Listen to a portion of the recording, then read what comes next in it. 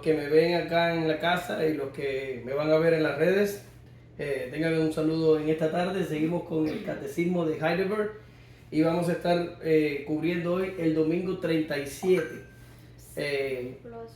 La voz, la tengo bien afectada.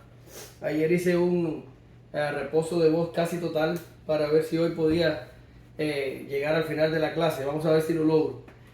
No me gustaría tener que suspender la clase por el problema de voz. Y hoy va a ser una clase que va a ayudar, estoy seguro, a unos cuantos a disipar dudas, porque vamos a estar tratando un tema que la gente tiene cierta clase de desinformación. ¿Qué pasa, Isafa? Sí, todavía, Isafa, todavía. Estoy saludando apenas. Y esta clase va a ser buena para establecer ciertas verdades. Sin más ni más, vamos a ver las preguntas que tenemos para la tarde de hoy. Y enseguida oramos y ponemos el timer que tanto le preocupa a Isa. A ver, Yelef, lee tú la primera y yo leo la segunda. Podemos hacer juramentos en el nombre de Dios si lo hacemos con reverencia. Y dice la 102. Podemos también jurar por los santos y otras criaturas. Oramos. Gracias te damos, Señor. Te pedimos que bendigas esta clase, que nos dé sabiduría, que nos ayudes a entender estas verdades. En el nombre poderoso de Jesús. Amén. Gracias, Señor. Bien. Pues hoy vamos a responder básicamente, o vamos a hablar de el creyente y los juramentos. El creyente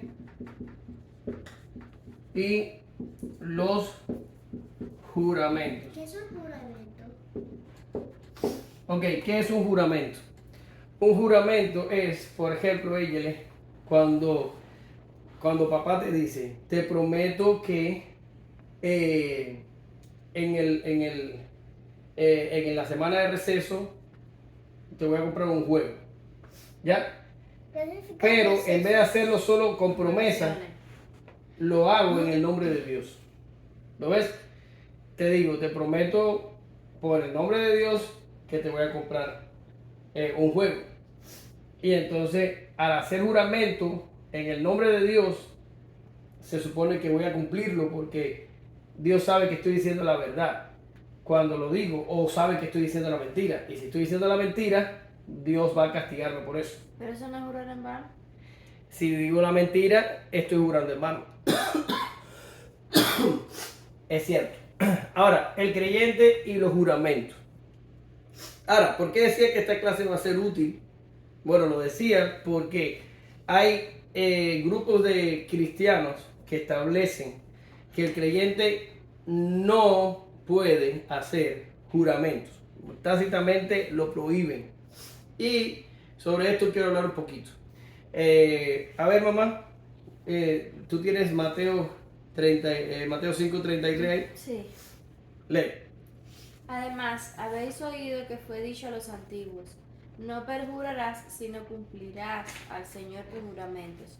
Pero yo os digo, no juréis en ninguna manera, ni por el cielo, porque es el trono de Dios, ni por la tierra, que es el estrado de sus pies, ni por Jerusalén, porque es la ciudad del gran rey, ni por la cabeza jurarás, porque no puedes hacer blanco o negro un solo cabello. Pero sea vuestro hablar sí, sí, no, no, porque lo que es más de esto, de mal procede. Bien, y vamos a leer Santiago 5:12, que lo tiene Yele. No, así. A ver si vemos estos dos textos. A ver, Yele. Pero sobre todos, hermanos míos, no juréis ni por el cielo, ni por la tierra, ni por ningún otro juramento, sino que vuestro sí sea sí, y vuestro no sea no, para que no caigáis en condenación. Ella casi dice una mala palabra. Bien, para que no caigáis en condenación. Cuando usted ve Mateo, que estamos hablando del Sermón del Monte, y cuando ve Santiago hace mucho esto, que agarra cosas de los evangelios, de lo que dijo Jesús, y lo recuerda en su carta.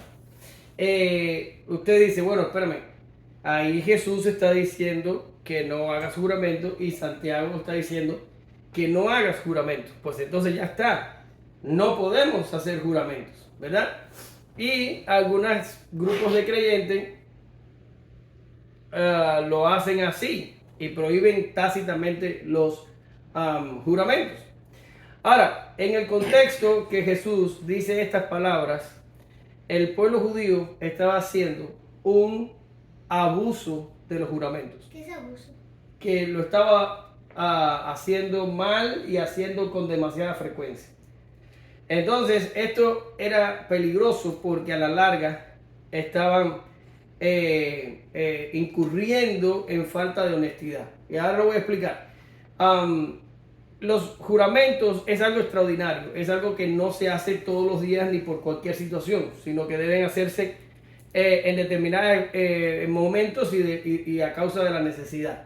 Ahora, los judíos lo hacían por cualquier cosa, juraban por cualquier cosa, o sea, juraban por el templo, juraban por la ciudad, juraban por su cabeza y lo hacían en asuntos triviales. Ahora, ¿de dónde nace este problema? Este problema nace en la falta de honestidad. ¿Qué significa? Ellos daban por hecho que todas las personas eran mentirosas y que todas las personas iban a decir la mentira y que todas las personas iban a decir lo que no era verdad, a no ser que estuvieran jurando por algo. Entonces, esto hace que la comunidad se vea a sí misma como una partida de mentirosos, como una partida de gente deshonesta, que a no ser que tú lo obligues por un juramento específico, la persona no te va a decir la verdad. Y en el contexto nuestro moderno, ni qué decir de las personas que hacen juramentos a sabiendas de que están diciendo mentiras. A ver, Eyele, yo te voy a explicar, porque yo sé que a lo mejor no lo sabes.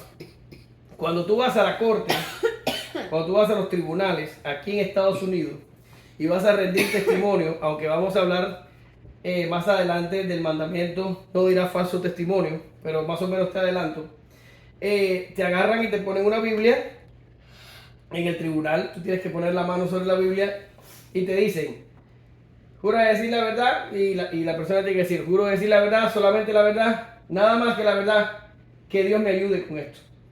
Entonces, claro, lo dicen en inglés. Y esa persona queda bajo juramento y la persona se supone que lo que va a decir es la verdad.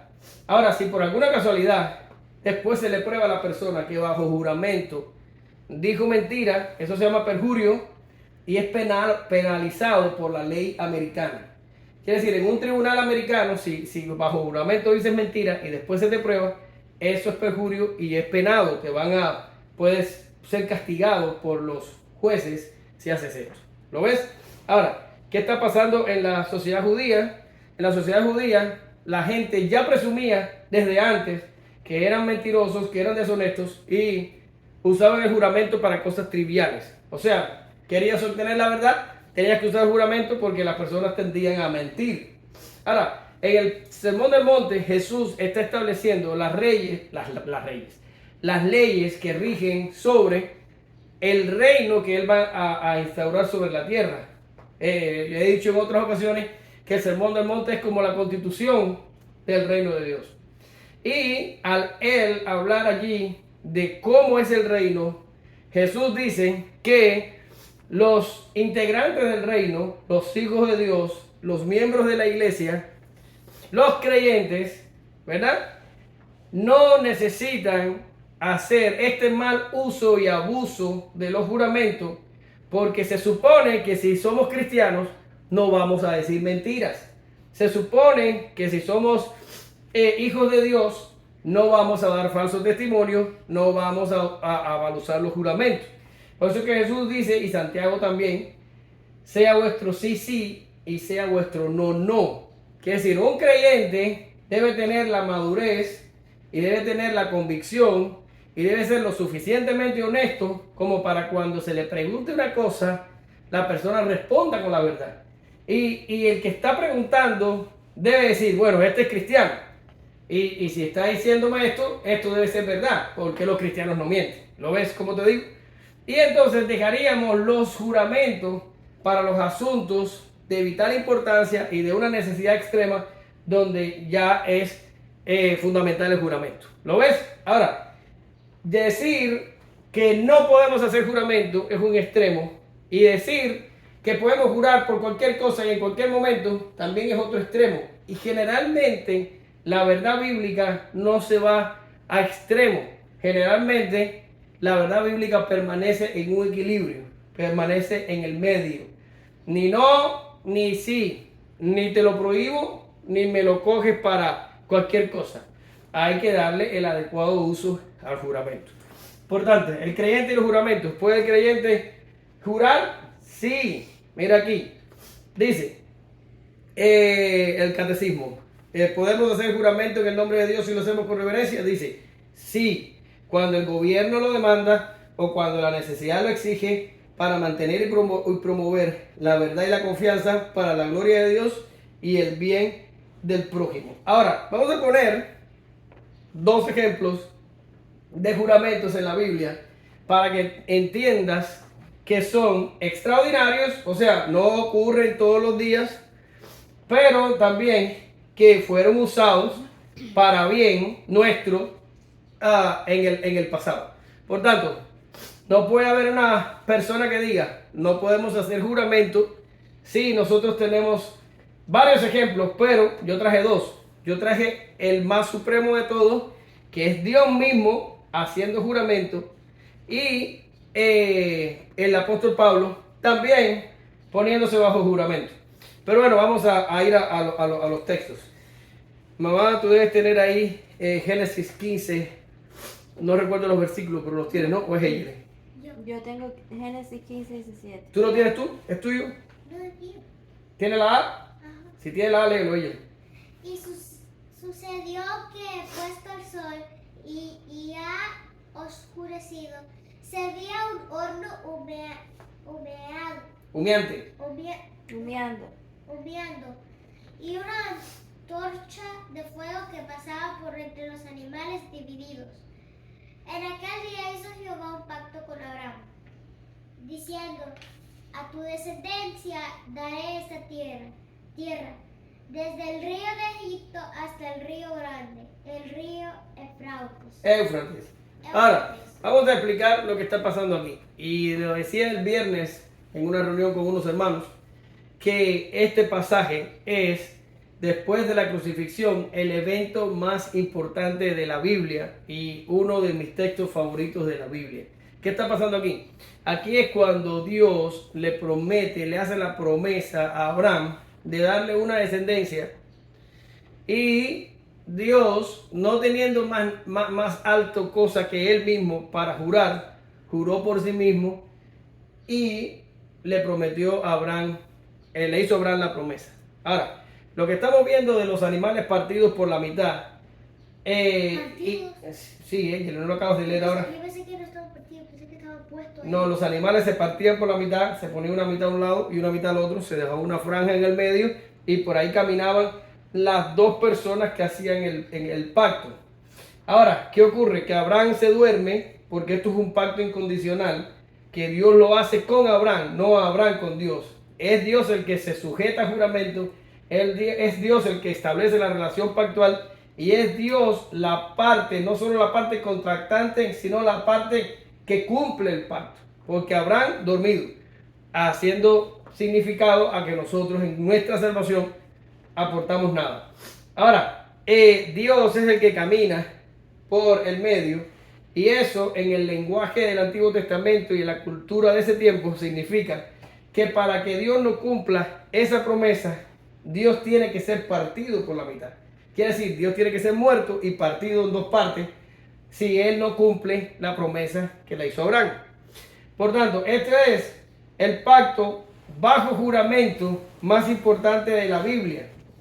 Porque sabemos, según Gálatas, que la descendencia de Abraham es Cristo, y en Cristo nos salvamos nosotros. Ahora, vamos a ir, para que no quede duda, mamá, Hebreos, ¿cuál es? 6, Hebreos 6, 17, para que entiendas que hay juramento en el establecimiento del pacto. A ver, mamá. Porque los hombres ciertamente juran por uno mayor que ellos, y para ellos el fin de toda controversia es el juramento para confirmación. Por lo cual, queriendo Dios mostrar más abundantemente a los herederos de la promesa la inmutabilidad de su consejo, interpuso juramento. Sigue para el verso 18. Dice, para que por dos cosas inmutables, en las cuales es imposible que Dios mienta, tengamos fortísimo consuelo. ¿Qué quiere decir? Dos cosas inmutables. ¿Qué es inmutable? Dios.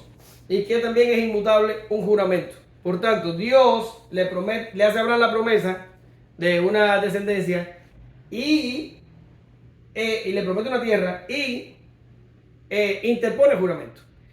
Y entonces dice el escritor de los Hebreos que en estas dos cosas es que es imposible que Dios mienta.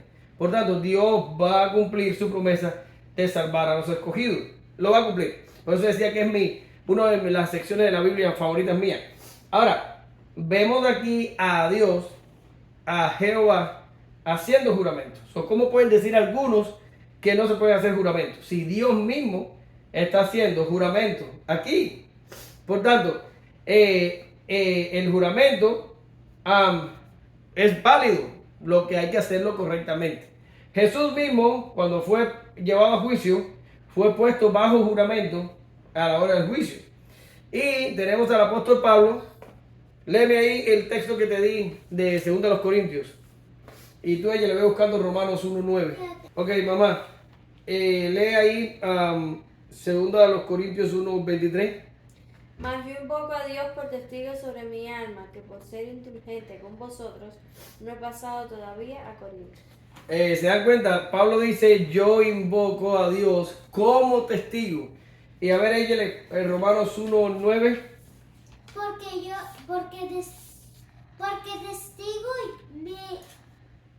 testigo mi es Dios, a quien sirvo en mi espíritu en el evangelio de su Hijo, de que sin cesar hago mención de vosotros siempre en mis oraciones.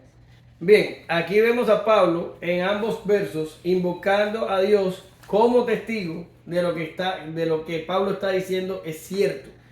Pablo se pone bajo juramento, invocando el nombre de Dios y declara algo a sus oyentes. Quiere decir, les puse el ejemplo de Dios en el Antiguo Testamento de Jehová. Les dije que Cristo fue puesto bajo juramento en su juicio, aunque no les traje la cita. Y les pongo el ejemplo de Pablo, que se pone, invoca el nombre de Dios para decir cierta verdad en las epístolas que escribe.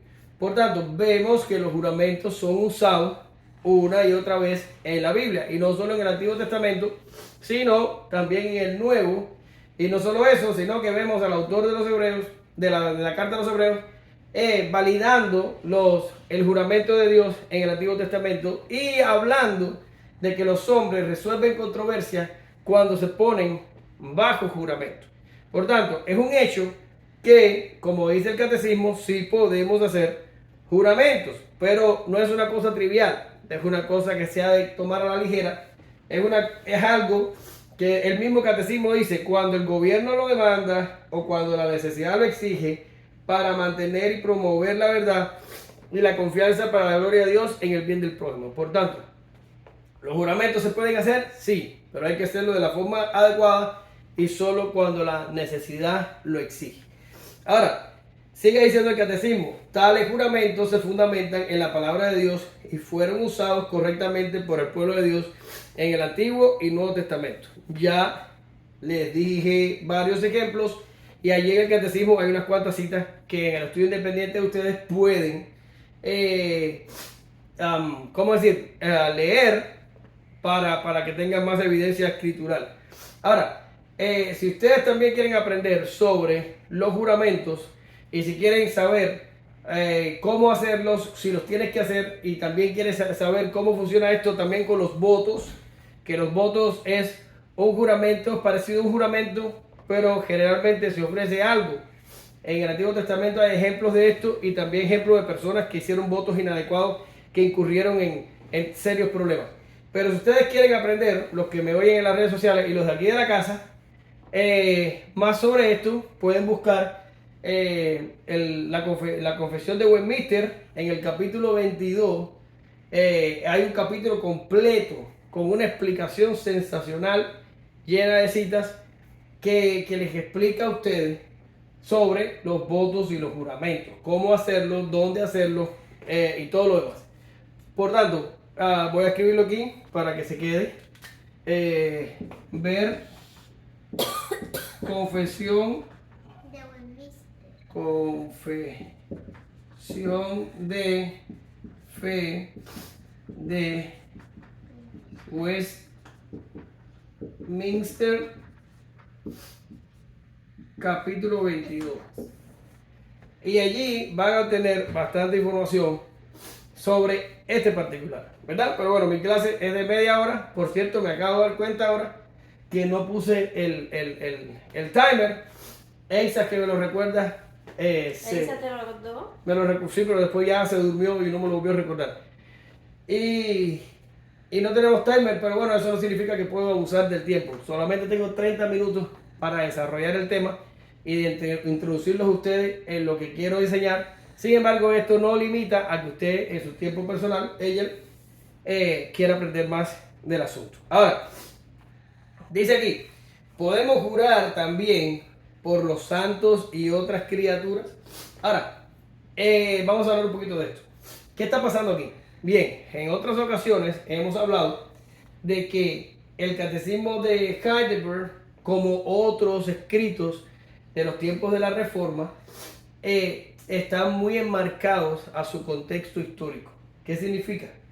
Que las necesidades que ellos tenían en aquellos tiempos, los conflictos y los eventos como se dieron, los llevaron a escribir por cosas específicas que ahora en nuestra actualidad nosotros a veces nos suenan extrañas. Y a veces vemos a Calvino dirigirse a alguien o a algo o una creencia, cualquier cosa, de católicos, de anabaptistas o de cualquier otra herejía, y lo atacan muy directamente. Y cuando vimos Santa Cena estuvimos viendo cómo se responde a la doctrina católica romana sobre la transustanciación. Estas cosas ya las hemos visto. Aquí pasa lo mismo. ¿Por qué pasa lo mismo? Porque en los tiempos que se escribe este documento, en los tiempos de la Reforma, los creyentes que pertenecían a la fe romana hacían juramentos también por los santos. Sí, ya sé que me estás haciendo la cara de no sé de lo que estás hablando. Bien, Eyelen, los santos, según como los entiende la Iglesia Católica Romana, son creyentes que la Iglesia tiene evidencia, y estoy haciendo comillas, quiere decir, por favor, nadie tiene evidencia de eso, pero ellos dicen que sí la tienen, de que esa persona murió y está en el cielo. ¿Ya? No te voy a hablar de cuál es la evidencia y cuál es el proceso que establece la Iglesia. Ni yo mismo lo he estudiado bien, y esto sale en internet y después van a pensar que estoy hablando tontería. Pero hasta donde sé, la gente le pide a santos que han muerto, por ejemplo, vamos a suponer uno, Agustín de Hipona. Agustín de Hipona se murió hace muchos años, pues supuestamente pensamos que se fue al cielo, pero no sabemos. ¿Y cómo la Iglesia establece evidencia? Bueno, establece evidencia porque la gente le ora a los santos. En vez de orarle a Dios, le pide a los santos que interceda por ellos, por las situaciones que tiene delante de Dios. Si esta oración es contestada, las personas lo testifican. Y si la Iglesia puede comprobar que una oración hecha a un santo específico hizo un milagro comprobable, entonces ellos dicen, pues debe estar en el cielo, porque para que la oración fuera completada, tiene que haber estado allí para llevar la petición delante de Dios. Entonces primero lo declaran beato y después lo declaran santo, si hay demasiada evidencia para decir que efectivamente la persona está en el cielo. Todo esto que te estoy contando, y a los que me están viendo online, es una invención de la religión católico romana. No sé de dónde lo sacaron, pero de la Biblia no fue. Pero es la manera que ellos tienen de tener un panteón de santos muy parecido al politeísmo griego o muy parecido al politeísmo pagano de otras culturas de la antigüedad. Ellos no tienen un mecanismo bíblico que establezca esto, porque esto es una total tontería. La Biblia nos enseña que debemos orar, y vamos en las próximas clases, cuando terminemos con la parte de lo que son los 10 mandamientos, vamos a entrar en el Padre Nuestro y vamos a hablar de oración. Nosotros, estrictamente hablando, le oramos directo a Dios, el Padre, en el nombre del Hijo, por medio del Espíritu Santo. No necesitamos santos, ¿ya? Ahora, los fieles de la Iglesia Católica Romana, en los tiempos de la Reforma, y antes de eso, y hoy en día también lo hacen juramentos por los santos. No oran, no juran en el nombre de Dios, pero juran en el nombre de los santos. Es lo mismo que hacían los judíos cuando juraban por el templo, o cuando juraban por la ciudad, o cuando juraban por su cabeza. Que está mal, ¿lo ves? Entonces, el catecismo responde podemos jurar también por los santos y otras criaturas. Dice el catecismo, exactamente. No, un juramento legítimo significa invocar a Dios como la única persona que conoce mi corazón para dar testimonio de mi veracidad y para que me castigue, escucha, si juro falsamente. Ninguna criatura es digna de tan grande honor. ¿Qué quiere decir? No podemos jurar por nadie más que no sea por Dios. Y tenemos que estar conscientes que cuando juramos, si decimos la verdad, Dios ve nuestro corazón y sabe que la decimos. Pero si decimos mentira, tenemos que esperar el juicio de Dios. Pero no debemos jurar por los santos ni por ninguna otra cosa. ¿Lo entendiste? Muy bien. Entonces no podemos decir lo juro por Dios.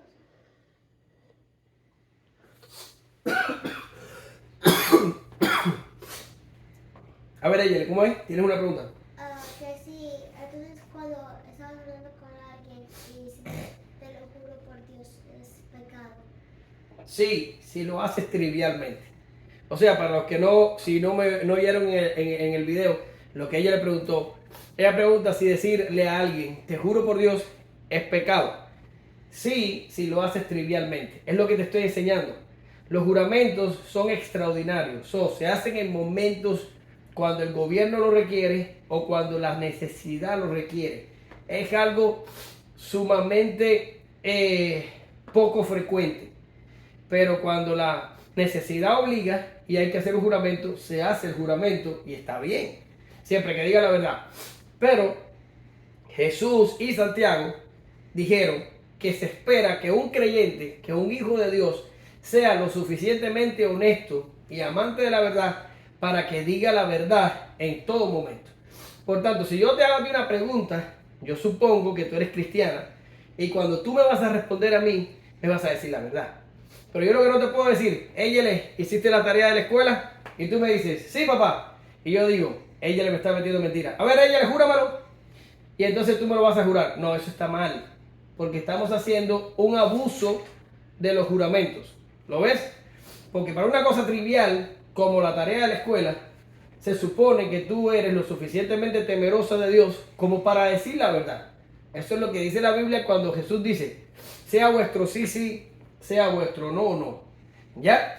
Ahora, en momentos especiales, en momentos importantes, en momentos que se requieran, en momentos que la necesidad lo exija, ¿podemos hacer un juramento? Sí, podemos hacerlo. Y tenemos que decir la verdad y tenemos que cumplirlo. De lo contrario, estamos poniendo a Dios como testigo y Dios va a venir en contra de nosotros. No tanto como eso, pero Dios nos va a exigir por usar su nombre en vano. Ahora, no es una cosa para lo que tú tienes que estar, te lo juro, te lo juro, te lo juro, porque eso es tomar el nombre de Dios en vano. Ese es el mandamiento, no tomarás el nombre de Dios en vano. Por tanto, cuando tomas el nombre de Dios para hacer un juramento, tienes que asegurarte que el momento es lo suficientemente extraordinario como para que Dios no se ofenda por tú haberlo puesto de testigo en una situación que podía ser resuelta solo con un poco de honestidad cristiana. ¿Lo entiendes? Muy bien. Esto es todo. Espero que los que están en las redes entiendan más o menos el argumento y aprendan más o menos a moverse en el equilibrio de las cosas. Ni para un extremo ni para el otro.